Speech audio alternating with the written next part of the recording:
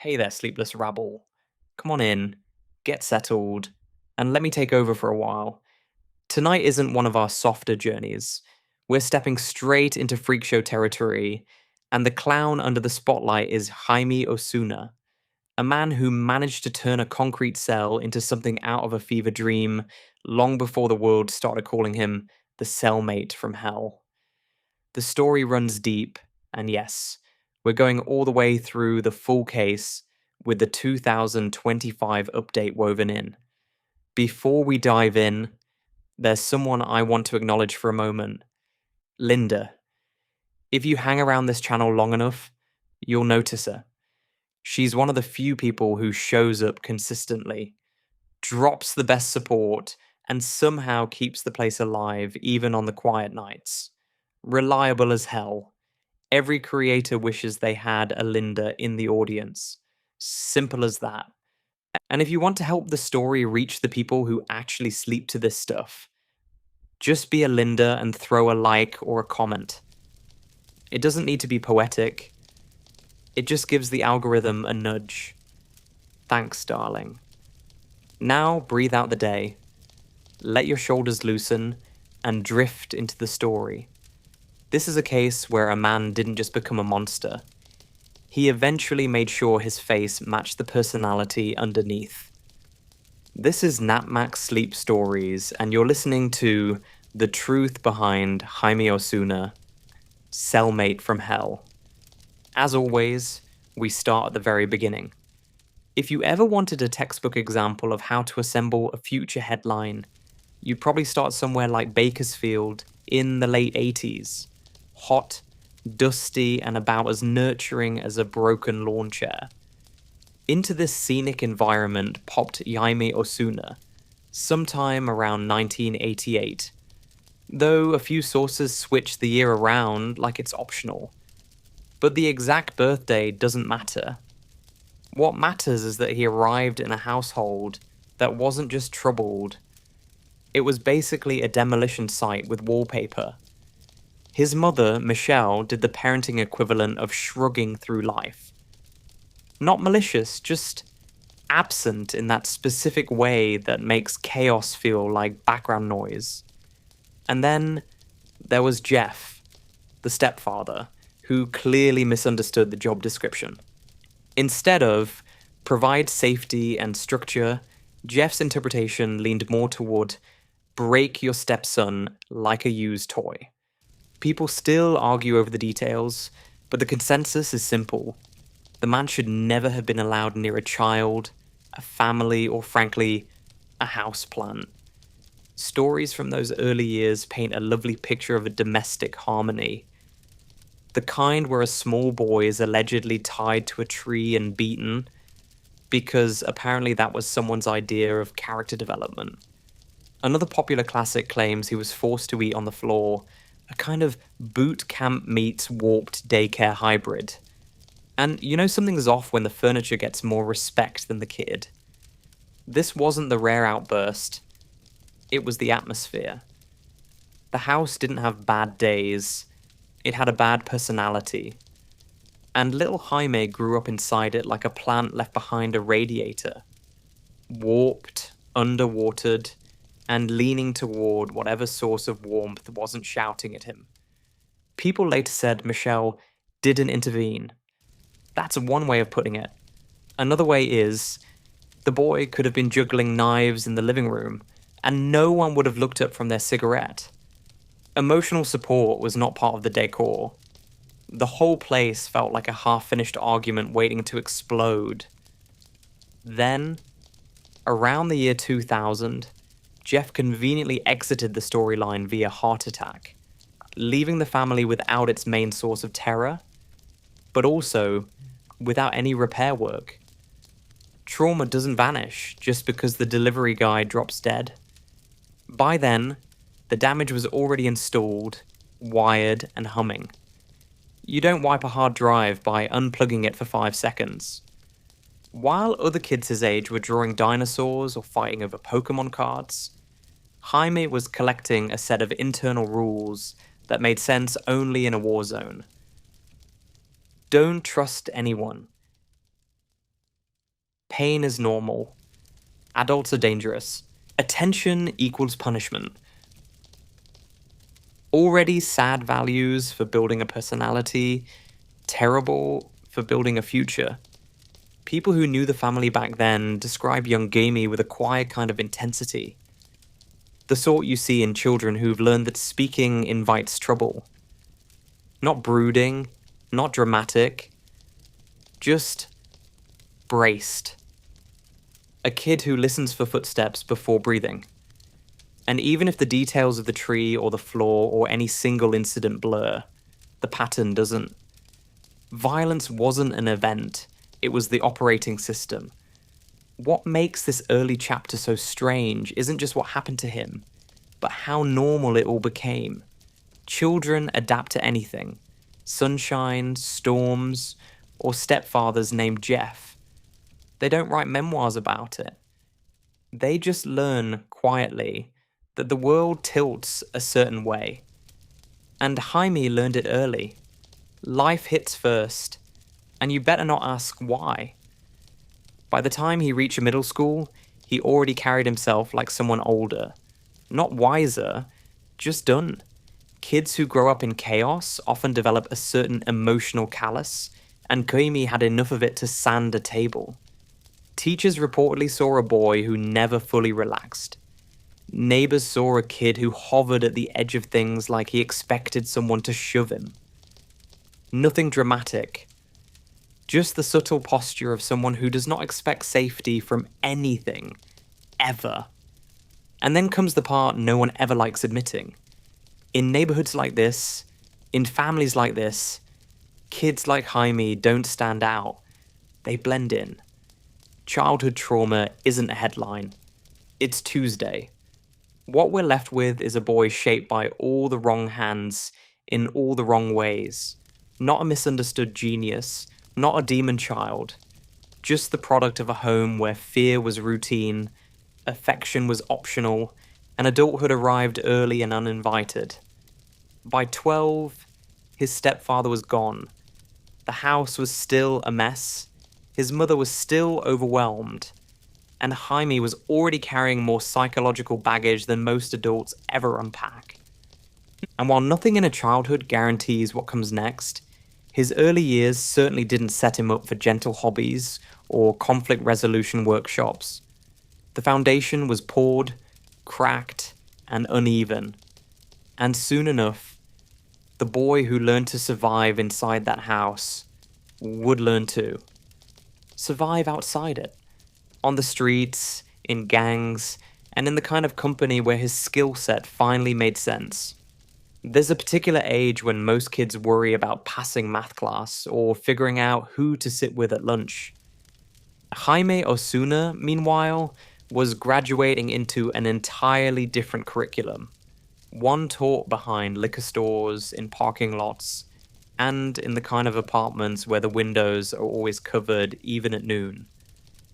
By the time he hit his teens, he had already lived enough emotional turbulence to give a therapist steady employment until retirement. And instead of calming down, his life tilted even further off its axis. Bakersfield isn't known for subtlety. If you're vulnerable, the streets don't gently ease you into trouble. They fling the door open and tell you to pick a side. Jaime didn't pick the sunny one.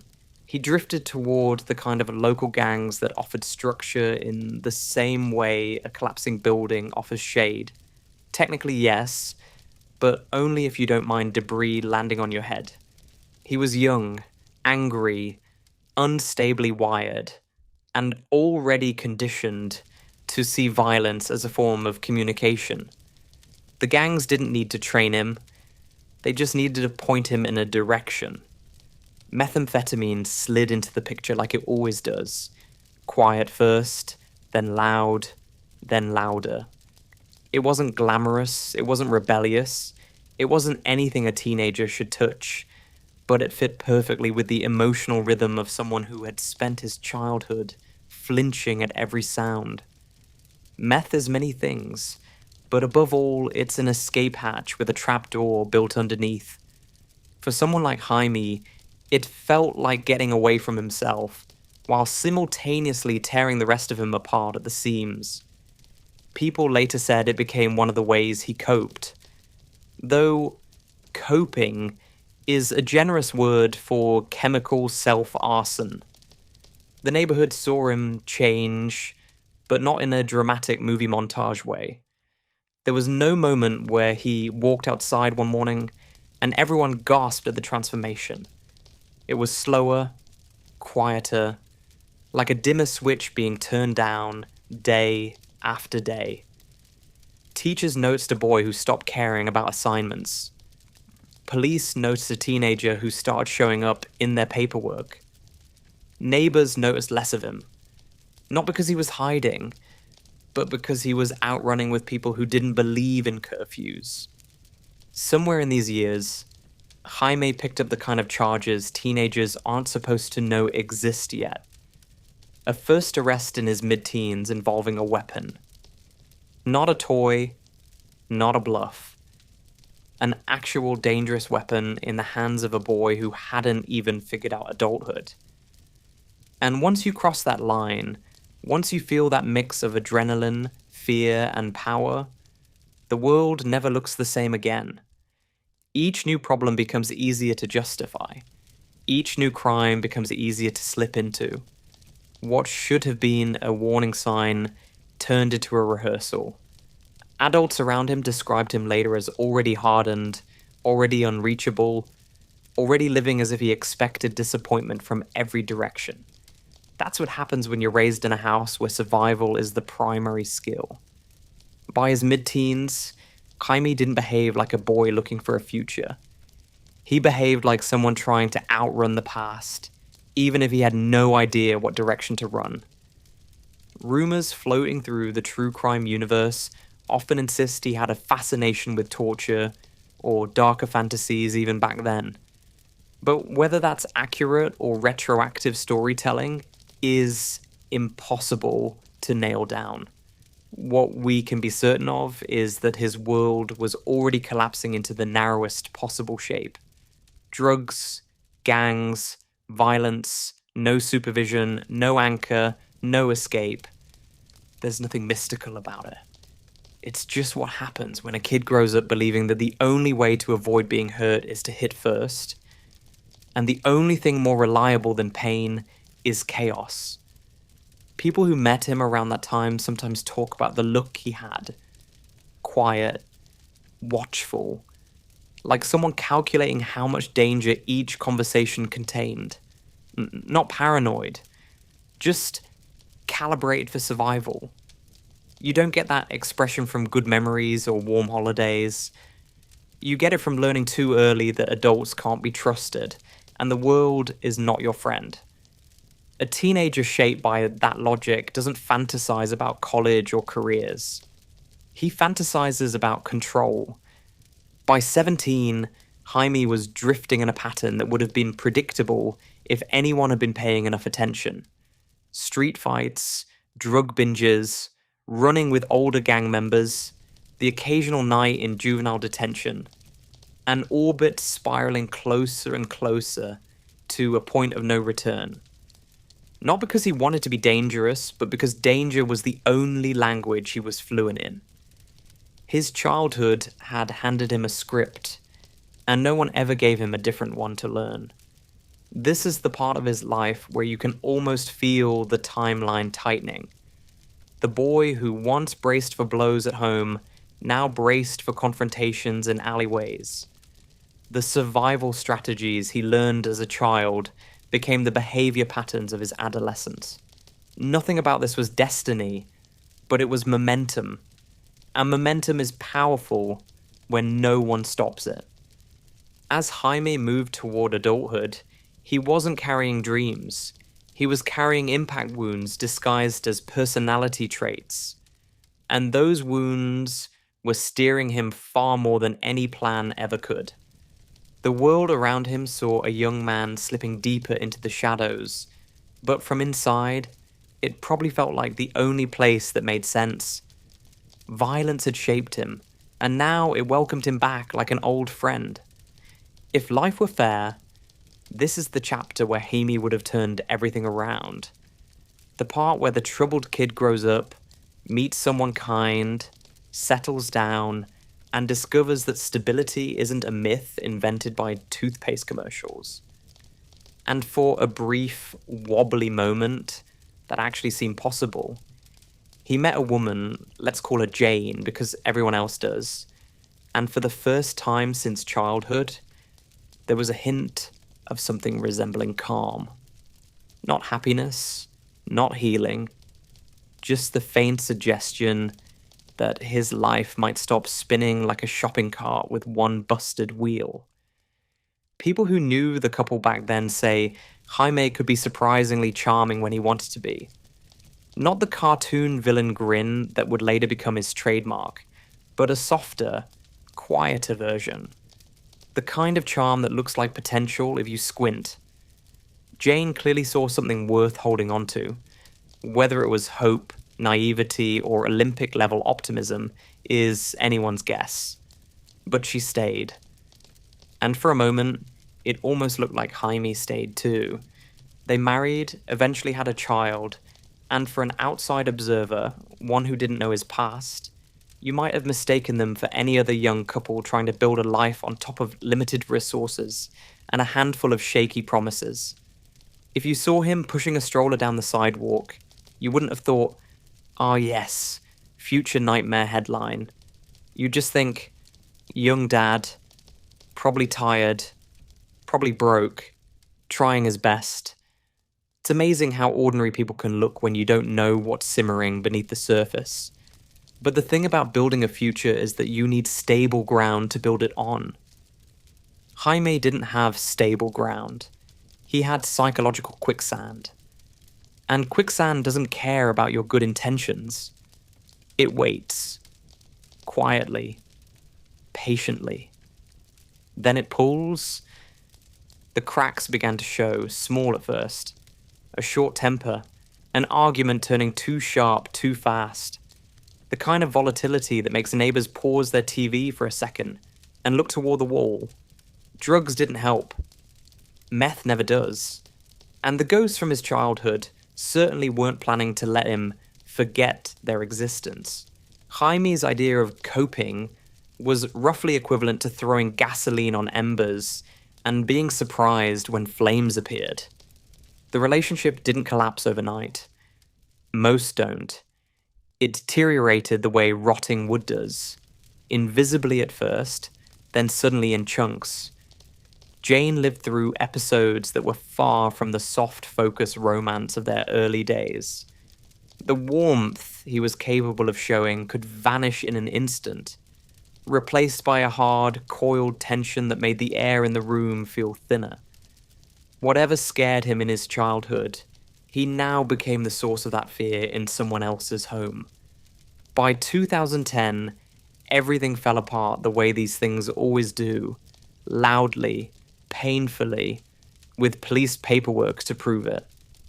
Jaime was charged with domestic violence, and this time it wasn't some teenage scrap behind a liquor store.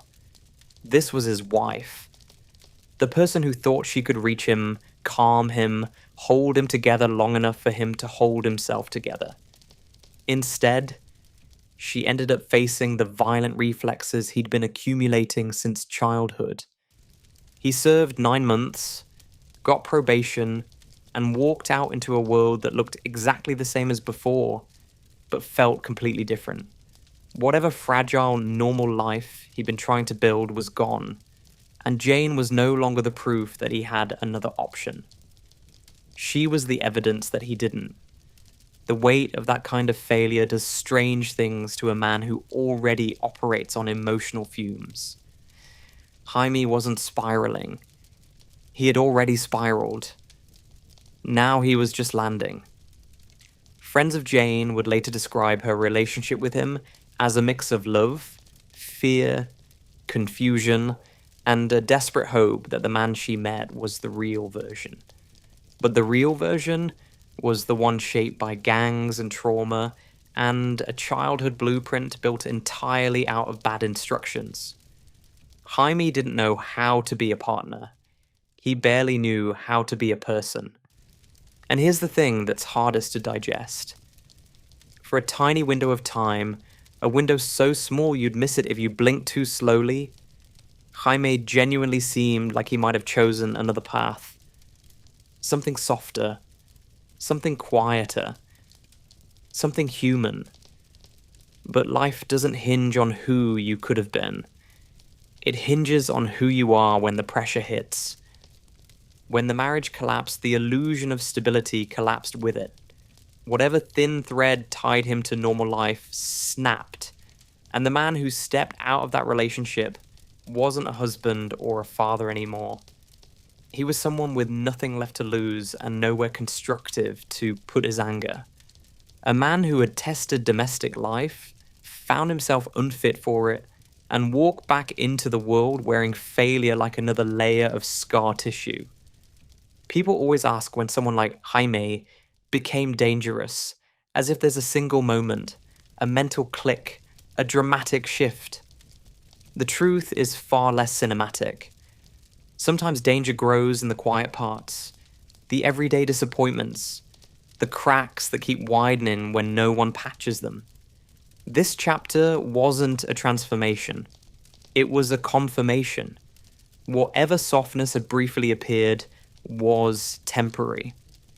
Whatever future he might have had dissolved the moment he tightened his fist instead of his grip on sanity. The man emerging from this wreckage wasn't becoming. He was finally revealing what the rest of his life had been shaping all along. By 2011, whatever thin thread had held Jaime Osuna to ordinary life had finally snapped. The man who once pushed a stroller and tried to play house was long gone, replaced by someone moving through Bakersfield with quiet detachment, as if the world had already stopped mattering. There was no dramatic transformation yet. No occult tattoos, no stitched grin, no theatrical persona. Just a young man with an ordinary face and an internal landscape that had already burned itself into ash. When Yvette Pena crossed his path, she was simply trying to navigate her own difficult life. A mother of 6, a woman carrying more weight than most people ever see, she slipped through Bakersfield's harsher corners, like someone used to patching leaks faster than new ones formed. She wasn't a symbol. She wasn't a lesson. She was a person. And the tragedy is that crossing paths with Jaime meant stepping into the gravitational pull of someone already drifting toward the edge. The motel room where she died looked like a collision between human suffering and someone's twisted sense of control. Officers who entered would later talk about the atmosphere. The heavy, unnatural quiet that follows a prolonged fight for life. Nothing about the scene suggested panic. Whoever did this didn't lash out impulsively. They inflicted pain with intent, not frenzy. Each injury seemed to follow its own rhythm, as if cruelty itself had a technique. Detectives began their work the way seasoned detectives do. Gloves on, emotion off. They moved through the room, documenting everything from the angle of each wound to the placement of discarded objects. The violence was too specific, too confident, and too deliberate for them to believe this was a random homicide. And as they sifted through the physical evidence, a name started drifting up like smoke. Jaime Osuna. What's almost absurd in hindsight is how little he stood out at this point. No carved smile into his cheeks. No satanic iconography across his forehead. No dramatic persona to alert the world that something inside this man had collapsed. When detectives looked at his ID photo and early images, he appeared almost disappointingly standard, a face that could have belonged to a cashier, a mechanic, an 8th grade math tutor.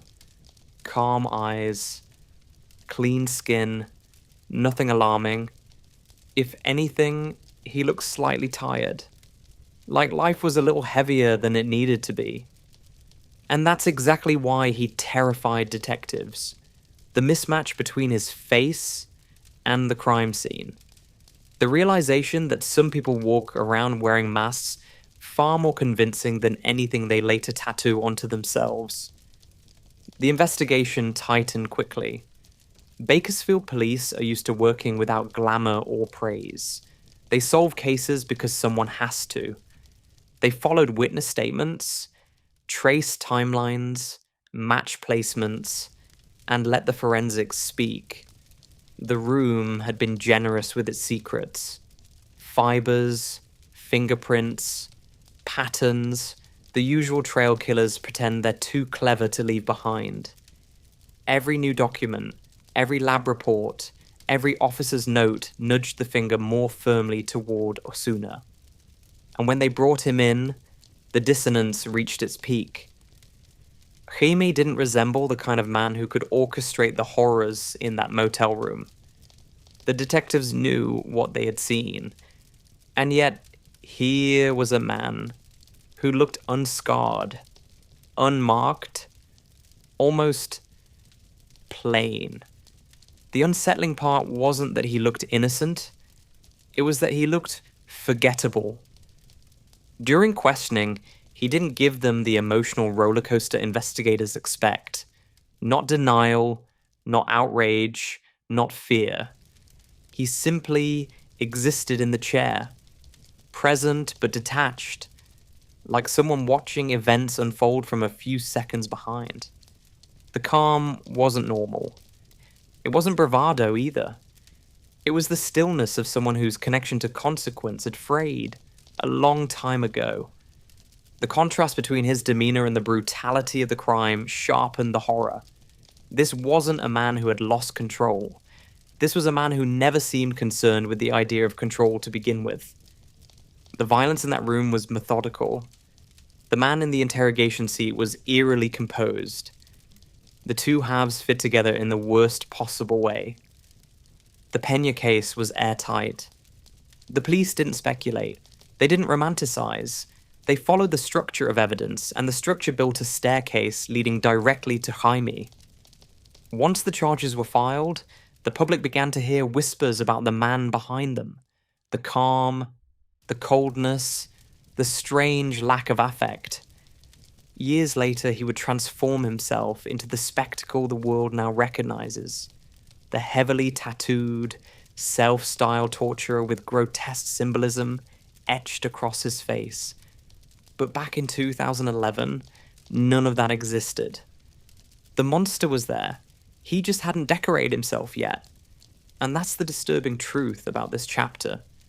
Before he carved darkness onto his skin, before he smiled through court proceedings, before he leaned into the mythology he eventually created, he looked ordinary. He looked harmless. He looked like someone you wouldn't think twice about standing next to in line at a gas station. The kind of man you forget as soon as he walks away. People later like to say, you can't see what's inside a person. Jaime, in a twisted way, eventually corrected that problem. He made himself look like the thing he always was. He made the outside match the inside. But in 2011, at the time of Yvette Pena's murder, the mask was still intact. And that might be what makes this part of the story the most unsettling of all. By the time Jaime Osuna's case finally reached the courtroom, whatever remained of his ordinary face had been officially retired. The man who once blended into a crowd now walked into hearings looking like he had fired his entire personality and hired a new one with a much more theatrical resume. His face had become a canvas, each tattoo a billboard screaming what his behavior had already been whispering for years. He wasn't hiding anymore. He wasn't pretending to be normal. He looked like someone who rolled out of bed and said, "Yes, that's right. I am the villain you ordered." The transformation didn't happen overnight, but by the time the public laid eyes on him, the metamorphosis was complete. Heavy black lines carved across his cheeks, satanic symbols branded into his skin. The kind of ink people get when they're done caring about whether they'll ever pass a background check again. Reporters who covered the early hearings said the tattoos were so bold, they seemed to walk into the room before he did. And behind them, there he was, relaxed, almost cheerful, as if the whole legal process were an open mic night he'd been waiting for. He smiled during hearings, not nervous smiles or polite courtroom apologies. No, his were the slow, deliberate smirks of someone who enjoys the fact that other people are uncomfortable. Judges spoke, lawyers argued, families grieved, and Jaime looked like he was watching a mildly amusing community theatre production. When the prosecution laid out the brutality of the Peña murder, he didn't react with shame or fear. He reacted like someone listening to a story he'd already heard and still found entertaining. At one point, he even laughed. Not loudly, not disruptively, but enough for the room to freeze for half a second. The kind of laugh that isn't funny. It's diagnostic. The kind that tells you the man isn't interested in escaping the label of monster. He's actively auditioning for it. And yet, beneath all the theatrics, the legal situation was straightforward. The evidence was overwhelming. The investigators had done their job too well for him to wriggle through the cracks. Everyone in the room knew where this was headed. Jaime knew it too. He didn't fight it. He didn't mount an impassioned defense. He didn't summon an army of appeals. In 2017, he simply pled guilty, murder, torture, the whole catalogue, and secured himself a life sentence without the possibility of parole. People say he took the deal to avoid the death penalty, and maybe that's true. But watching him in court, you got the sense that he was less concerned with living or dying, and more concerned with being seen. Not understood, just seen. The tattoos weren't for intimidation. They were for recognition. They were the exterior version of the chaos he'd been carrying since childhood. Finally visible, finally undeniable. After the guilty plea, he gave interviews that made his courtroom behavior look downright wholesome. In one infamous moment, when asked about empathy, remorse, or sympathy, he said he felt none. Not even the polite, performative sympathy defendants sometimes fake. It wasn't defiance. It was honesty. Brutal, casual honesty from someone who treated emotional vacancy like an item on his medical chart. Journalists who sat across from him during these interviews described the experience the same way. Like staring at a man who had vacuumed out all the human parts and left behind a kind of polished void. He wasn't angry. He wasn't proud. He simply didn't care. And somehow that was worse than any rage or theatrics could have been. This is also when the rumors started circulating.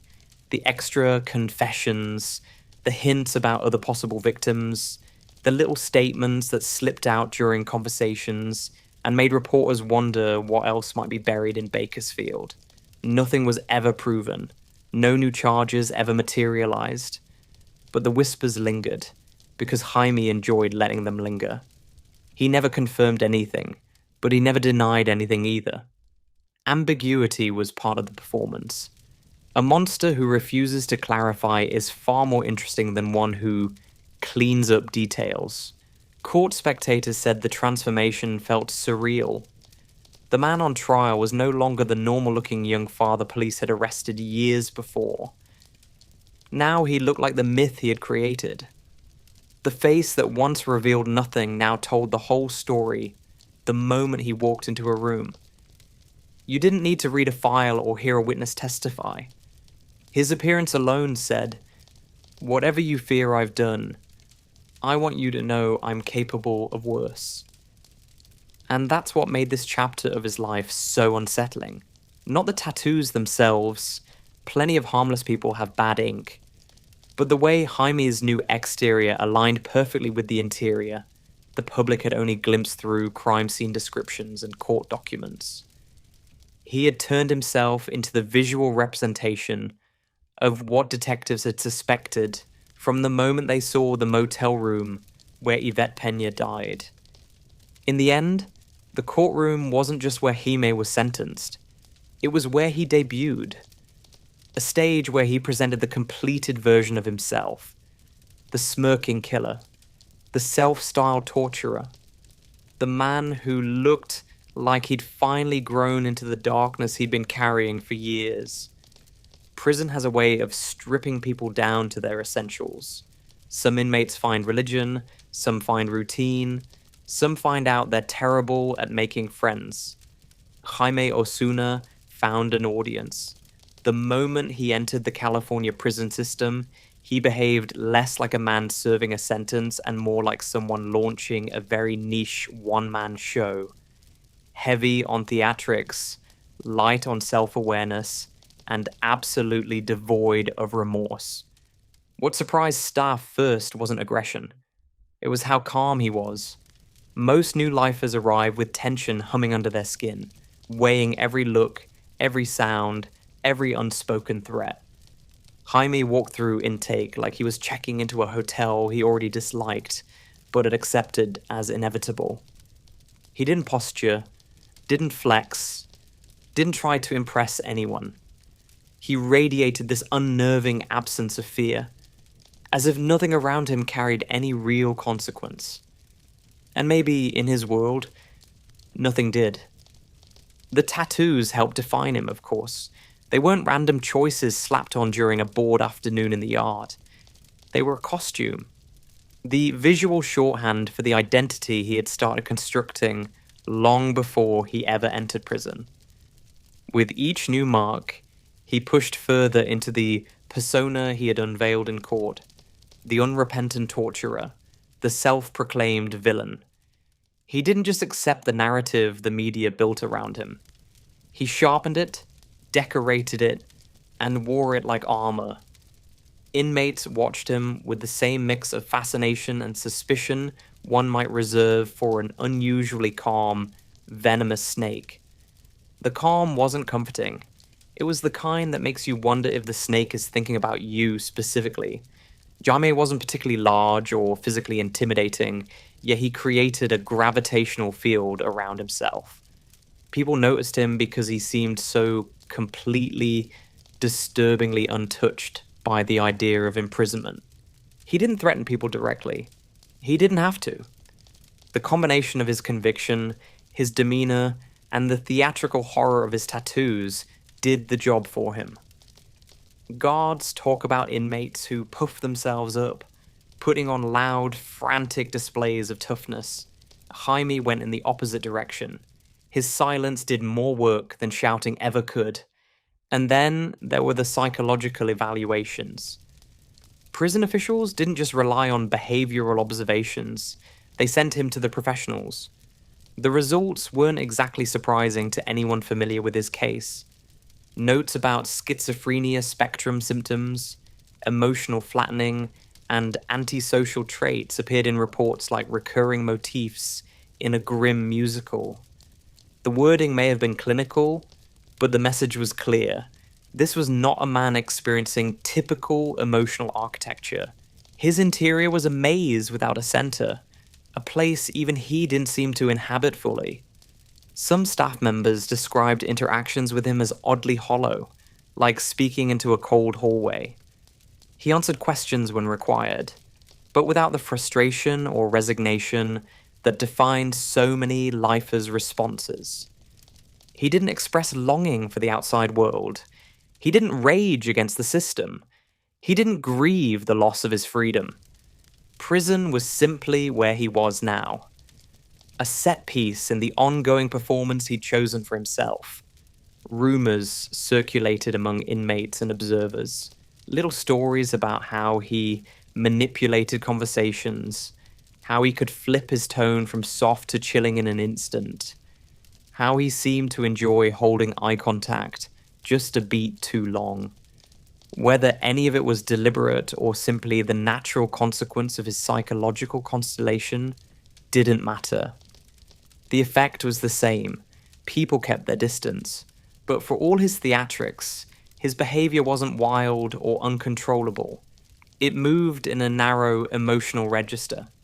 Calm, detached, sometimes eerily playful, never remorseful.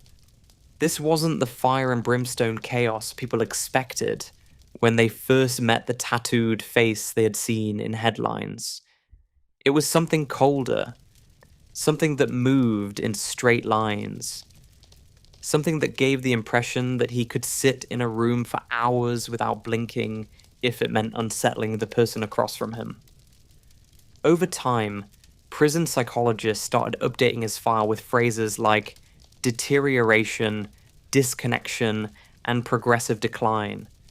Not the dramatic kind you see in movies, no hallway screaming, no violent outbursts, no apocalyptic raving, just quiet deterioration.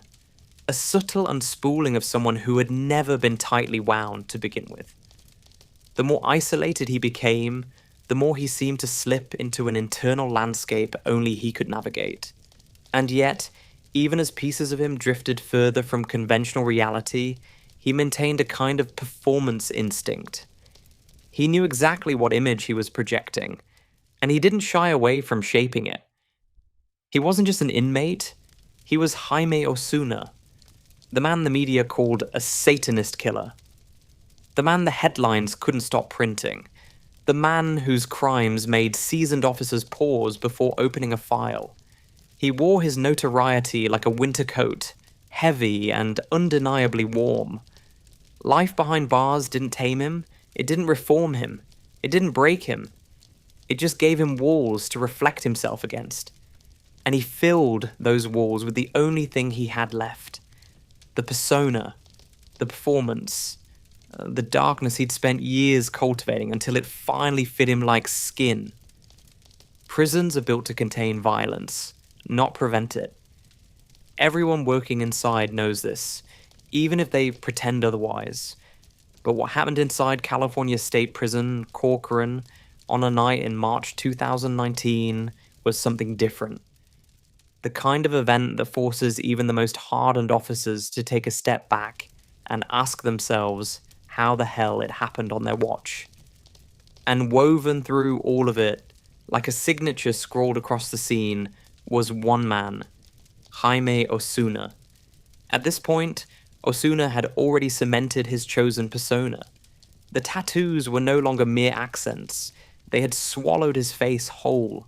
Dark, jagged shapes, satanic symbols, the deliberately carved aesthetic of someone who wanted the world to see exactly what he thought he was.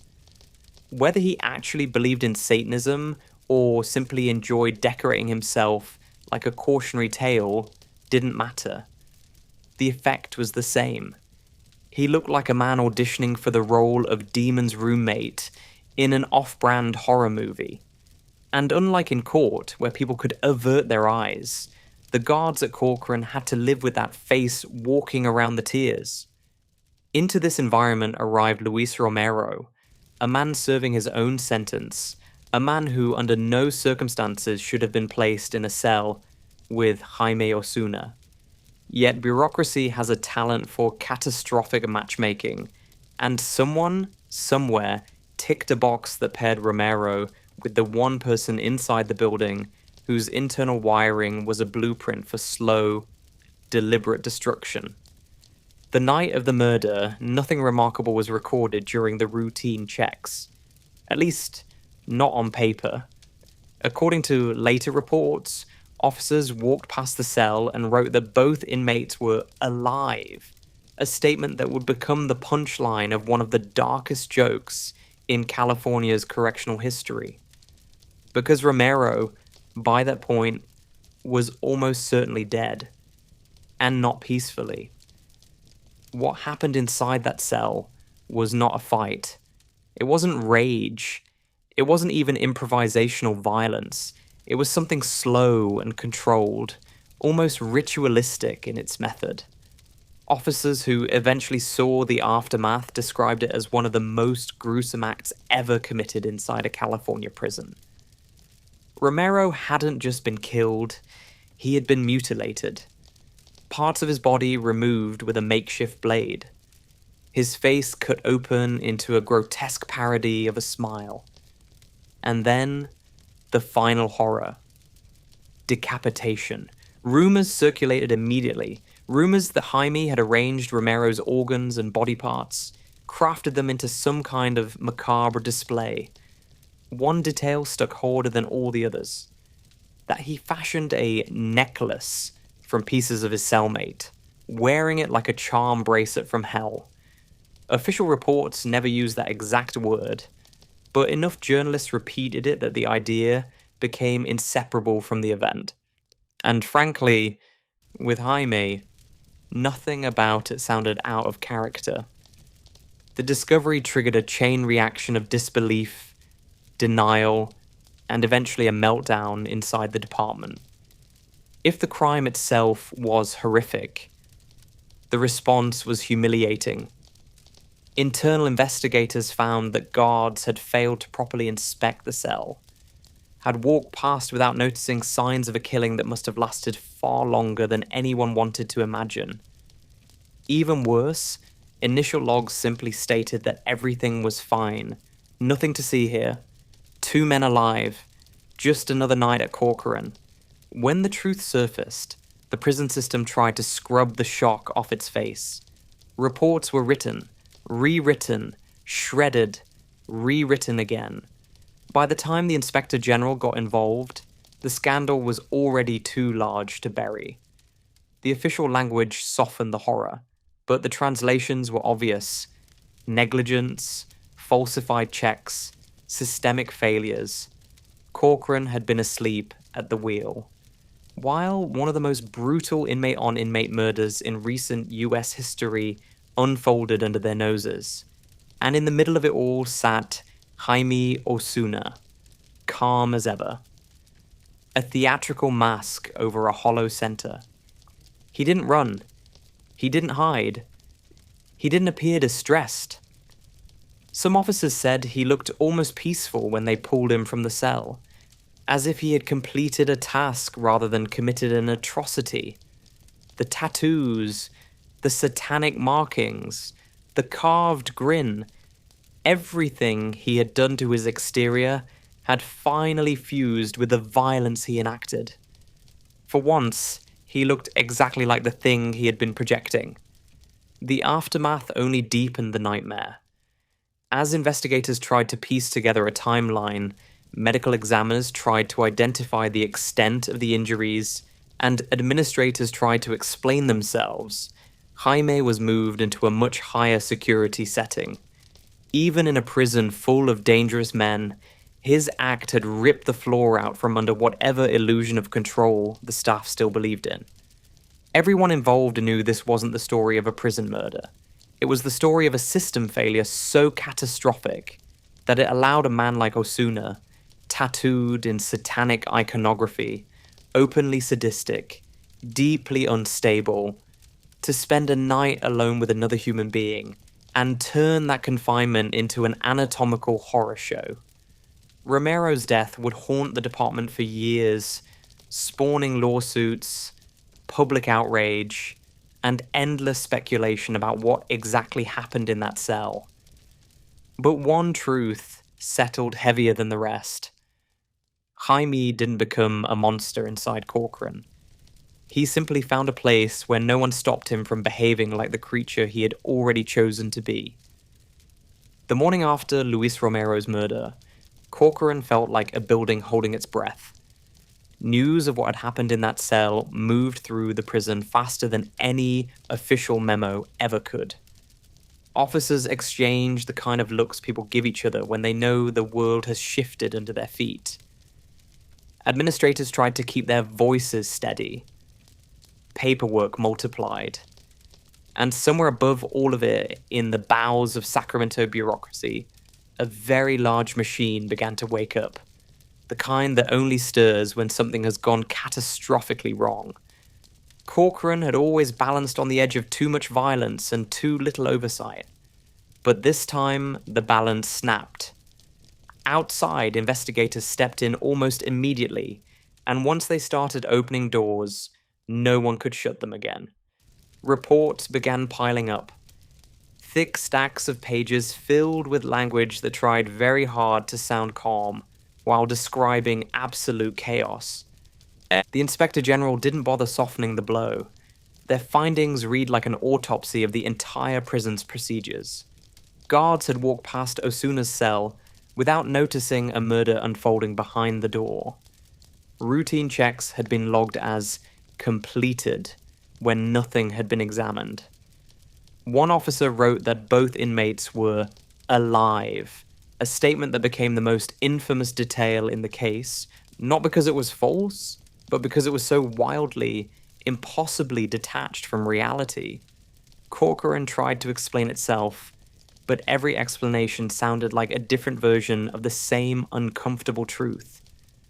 Nobody had been paying close enough attention. Romero hadn't just been killed, he'd been abandoned in the very place that was supposed to keep him safe. And Jaime, with his tattoos and his theatrics and his unnerving calm, had been left with a cellmate he should never have been allowed within arm's reach of. As the scandal spread, the legal world began circling. Romero's family filed a lawsuit, not only over the death itself, but over what allegedly happened afterward. An officer accused of taking photos of Romero's mutilated body and sharing them. The courts reacted the way courts do when faced with something so grotesque and avoidable. Slowly, but with unmistakable disgust. One judge called the alleged behavior shocking to the conscience, which is the judicial equivalent of throwing a chair across the room. The lawsuit didn't go away. It didn't get dismissed quietly. Every attempt to downplay the situation only made it louder. The prison system found itself on a public dissection table, with every procedural misstep pinned down and labeled for all to see. And through all of it, Jaime remained the fixed point at the center of the storm. Silent, unreadable, impossible to ignore. While the lawsuits churned and officials scrambled to reassemble their credibility, Jaime's own legal situation took a stranger turn.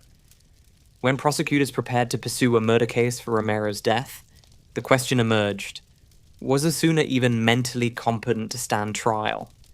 Psychologists were brought in, and their assessments didn't paint a picture of a man fully connected to reality. Clinical notes mentioned schizophrenia spectrum symptoms, emotional flattening, and a level of detachment that made meaningful participation in his own defense unlikely. A judge eventually ruled him not competent, pausing the entire process like a film reel snagging in the projector. His trial for Romero's killing stalled, then froze, leaving the public with a story that had no legal conclusion, only an aftermath. Prison officials moved him into a higher security psychiatric setting, the kind of unit where the walls are thicker, the routines more rigid, and the staff far more cautious. By then, Jaime's exterior had fully merged with his legend. The satanic tattoos, the carved persona, the look of someone who had embraced his own myth so thoroughly that it became the only version of him left. Inside that psychiatric unit, he wasn't the star attraction anymore. He was a problem to manage, a puzzle without a solution, a reminder of what happens when a system breaks in exactly the wrong place, at exactly the wrong time. In interviews, administrators tried to sound confident. In private, the prevailing mood was closer to exhaustion, the kind you feel when you know that no matter how many corrective measures you implement, the ghost of the scandal will always linger in the hallways. And it did linger. Every lawsuit update, every public records request, every time Romero's name resurfaced, every whispered conversation about the night the prison didn't notice a murder on the other side of a steel door. Osuna didn't change throughout this. He didn't express remorse, outrage, or fear. He didn't argue with psychiatrists. He didn't fight the competency ruling. He drifted through evaluations with the same strange calm that had followed him into the interrogation room years earlier. If prison had intended to confine him, the institution soon learned a harsher truth. You cannot contain someone who has already sealed himself off from the world. By the time the dust settled, as much as it ever would, Corcoran's reputation had been gutted. Romero's family was still battling in court, and Osuna had slipped into the deeper layers of the prison system, where the doors close heavier and the lights stay brighter. The system had tried to categorize him, to correct itself, to rebuild the rules around what it failed to prevent. But the reality remained. Jaime Osuna didn't break the prison. The prison broke itself by assuming it could handle him. By the time Jaime Osuna disappeared into the deeper layers of the prison system, the outside world had already started turning him into something larger, stranger, and far more stylized than any file in Sacramento could ever capture. Criminals become legends for all kinds of reasons. Some because they're clever, some because they're tragic, and some because the public can't resist a monster with good lighting. Jaime fit neatly into the last category, not because he was interesting, but because he was grotesquely simple to package. His face did a lot of the marketing for him. The black lines carved across his skin, the satanic symbols, the jagged theatrics. It looked like someone had taken every loose idea about evil and filtered it through a tattoo gun. Headlines didn't need metaphors anymore. His mugshot did the heavy lifting. And once the public saw that face, the myths began writing themselves. People online debated him the way some people debate horror movies. Entire threads blossomed around whether he was manipulating everyone or simply drifting in his own psychological vacuum. True crime groups swapped theories the way kids swap trading cards. Some insisted he had confessed to more crimes off camera. Some claimed he hinted at other victims. Others argued the rumors came from journalists who couldn't resist a narrative with sharp edges. None of it was proven, all of it was irresistible. Olivia Lavois's interviews added fuel to the fire. She spoke about fleeting moments where Jaime seemed to reveal something unprompted. Half confessions, glimmers of additional stories lurking just offstage. He never spelled anything out, never tied a bow on the mysteries people wanted him to confirm. He understood something most criminals never do. Silence is more provocative than any speech. The public doesn't cling to facts, it clings to gaps. And Jaime knew how to leave gaps. In comment sections, people argued about him the way others argue about sports teams. One camp saw a calculating sadist performing for attention. Another insisted he was irreparably broken, a hollowed-out product of childhood brutality. A smaller and significantly louder subset simply enjoyed the spectacle, posting his tattooed face as if it were a Halloween mask. The internet doesn't care why a monster exists. It only cares whether it can generate clicks. Ethics, as usual, showed up late. Podcasts debated whether it was responsible to cover Osuna at all. Some hosts treated him like a fictional character, which is always a comforting lie. Pretending real violence belongs in the same box as scripted fear. Others refused to mention him by name, worried that attention would feed the persona he had constructed. But by then, the persona was feeding itself. Prison didn't stop him. It just gave him time to thicken the mythology. There's a reason figures like Osuna become cultural magnets. They're simple. Terrifying, yes, but simple. No moral ambiguity, no sympathetic cracks, no tragic downfall to pass, just a man whose crimes fit neatly into the darkest corners of the collective imagination. He wasn't cunning, he wasn't charismatic, he wasn't the mastermind crime fiction promises. He was pure blunt force cruelty. And sometimes that's exactly what the public fixates on. Not brilliance, not mystery.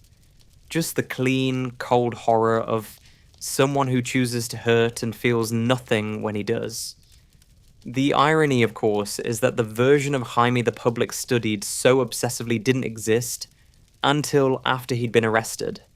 Before the tattoos, before the mask, before the persona, he looked painfully normal.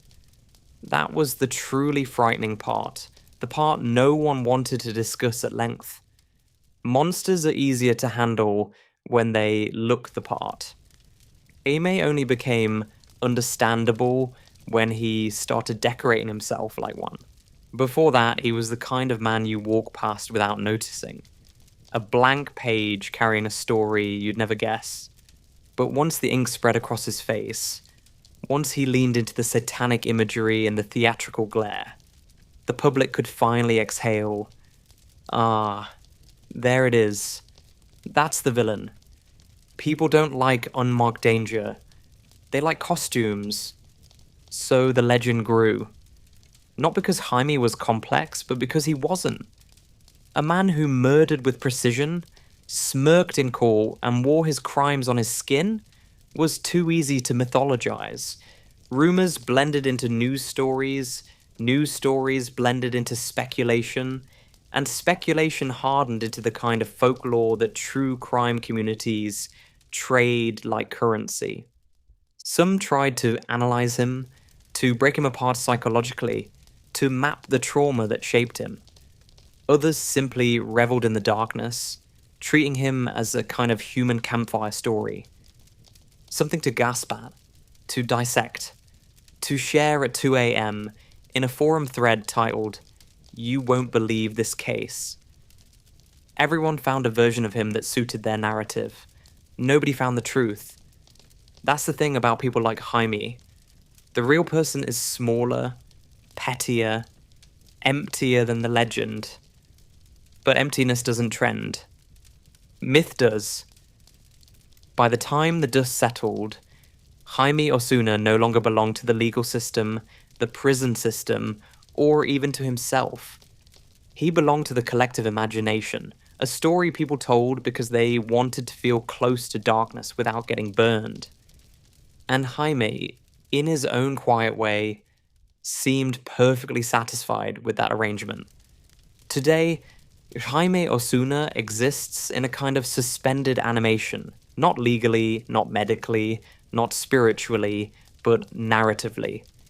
His story refuses to end because the system around him can't figure out how to finish it. He's alive. He's confined. He's tucked away behind layers of steel and psychiatric monitoring, and yet his case still drifts like unfinished paperwork that keeps getting shoved to the bottom of the pile. Not because people forgot about it, but because nobody knows what to do with it. Inside the California Department of Corrections and Rehabilitation, he's no longer a headline. He's a logistical problem, a risk factor, a name that makes administrators tighten their jaw a little when it comes up in meetings. The tattoos he carved into his identity now sit under harsh fluorescent lights rather than courtroom spotlights.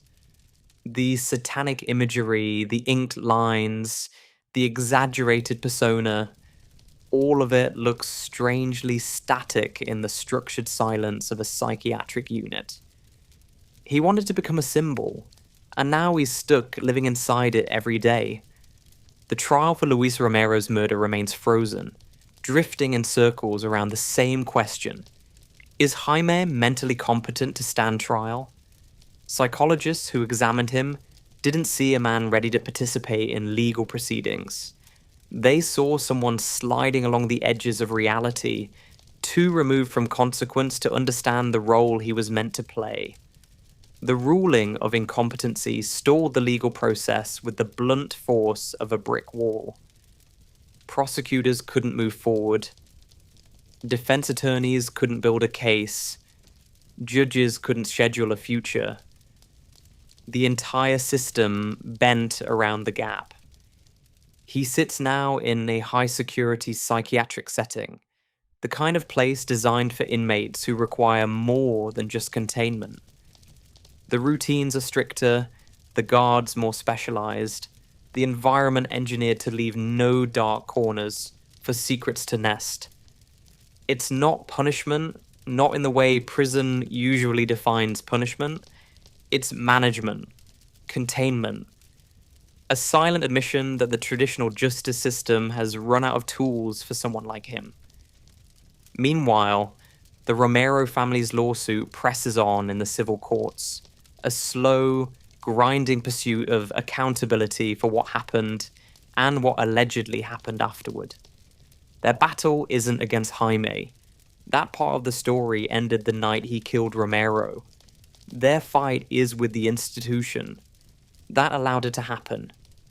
The courts have already refused to dismiss key parts of their case, especially the accusations involving an officer who supposedly photographed Romero's mutilated body and shared the images. It is, legally speaking, the kind of fact pattern that makes judges lean back and sigh before choosing the strongest words available. The phrase shocking to the conscience didn't appear in an op-ed. It came straight from the bench. The lawsuit remains open because the wound remains open.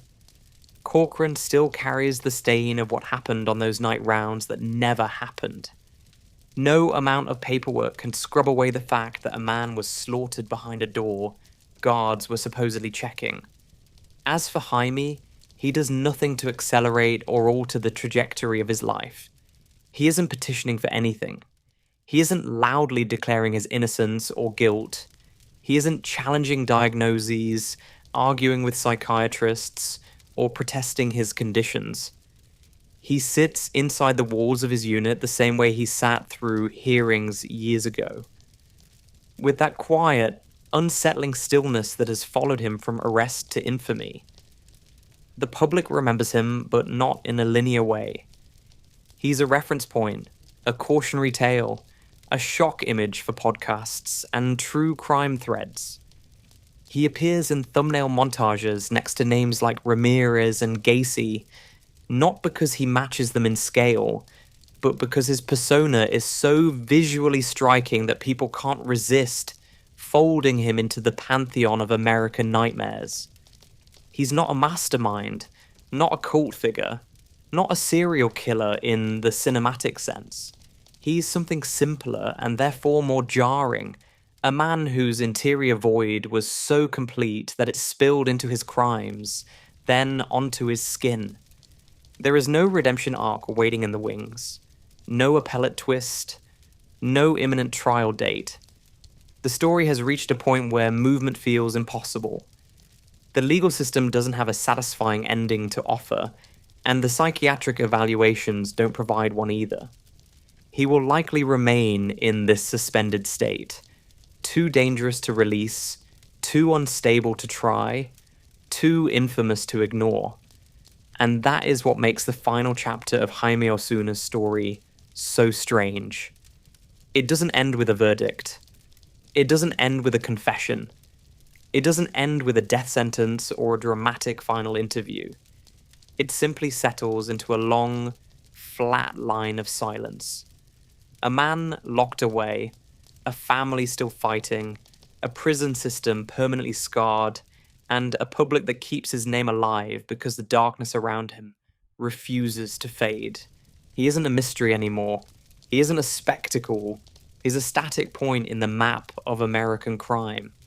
An ugly reminder of what happens when cruelty goes unchecked and the system sleeps through its own alarms. And that's where we'll close the case for tonight. A story carved into concrete, stitched together with failures, and left humming in the darker corners of the system. Let it fade now, slowly, the way heavy thoughts do when you stop holding onto them. If your mind drifts, let it drift. You've earned the quiet. If you feel like keeping this strange little corner of the night alive, you already know the drill. Be a Linda on your way out. A quick like, a comment, whatever you've got in you. It goes further than you think. For now, rest your eyes, soften your breath, and let the room exhale with you. Good night, sleepless rabble, until the next story finds you. This is NatMax Sleep Stories signing off.